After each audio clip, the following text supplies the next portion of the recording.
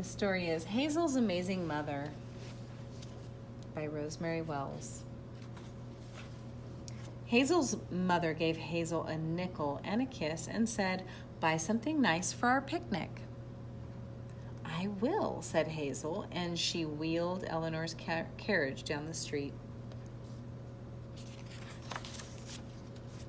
Hazel stopped to help the mailman. "I see Eleanor has new shoes," said the mailman. "My mother made them," said Hazel. Eleanor's shoes were sky blue silk. "Good morning," said the policeman. "I see Eleanor has a new dress." "My mother made it," said Hazel. Eleanor's dress was calico with French lace trim. How nice. Mother made that. "Such a pretty doll," said the baker. "My mother made her," said Hazel. The baker gave Hazel a buttercream rose. Yummy. Hazel bought 2 cookies from the baker, one for herself and one for Eleanor.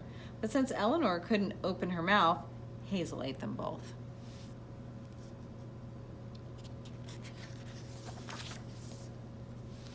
With her last 3 pennies, she bought some grapes from the fruit lady and a piece of toast with jam from the jelly man. "Can you find your way home, little girl?" asked the fruit lady. "Oh, yes," answered Hazel. But at the next corner, Hazel made a wrong turn.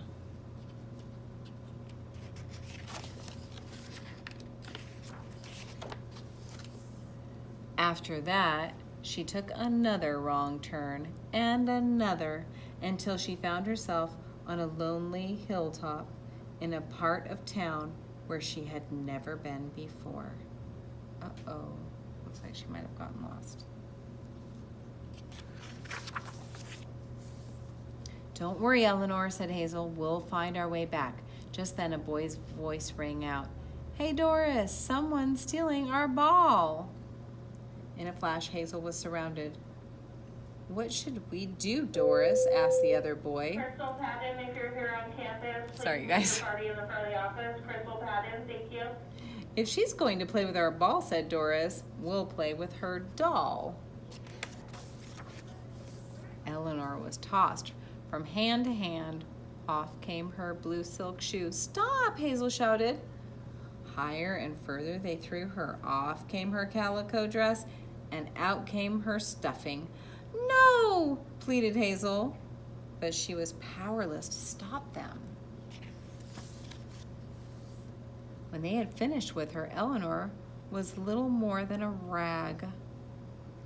"Eleanor, my Eleanor," said Hazel. "Let's ride the carriage down the hill," said Doris. Hazel rocked poor, ruined Eleanor in her arms. She heard the carriage splash into the pond at the bottom of the hill. "Oh, Mother," she cried. "Mother, I need you." Oh, no. Those kids are being naughty. At just that moment, on the other side of town, Hazel's mother was picking the tomatoes for her picnic.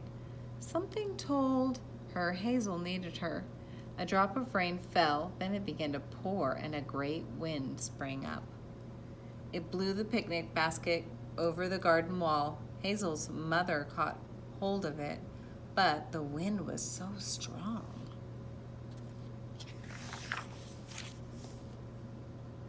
That it swept the blanket, Hazel's mother, the picnic basket, and a dozen tomatoes over the treetops as if they were no heavier than a blowing leaf. The blanket, filled with air, ballooned out and sailed over the town. At last, it lodged in the very tree where Hazel was sheltered from the rain.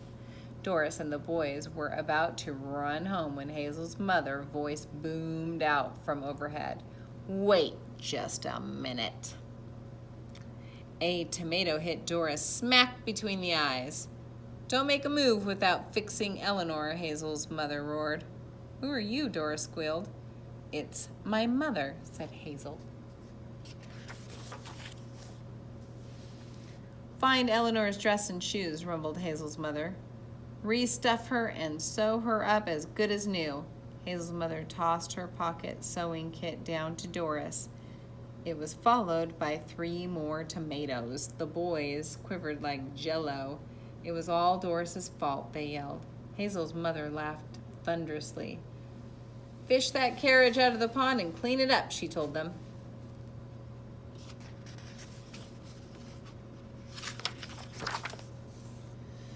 The boys scrubbed feverishly. Doris sewed like a machine. Above them, the sun came out and the clouds slipped away.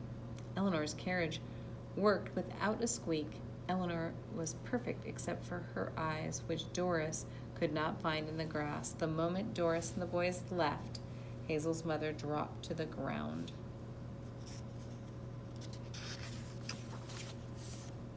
Hazel's mother found the eyes and sewed them back on while Hazel ate a sandwich. "Oh, Mother," said Hazel, "how did you do it?" "It must have been the power of love," said Hazel's mother.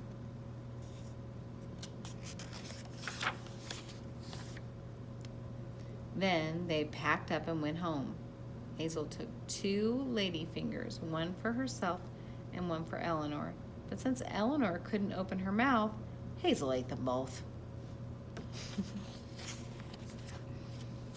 Cute. That was sweet that her mom really helped her solve that problem that she was having with the other kids, huh?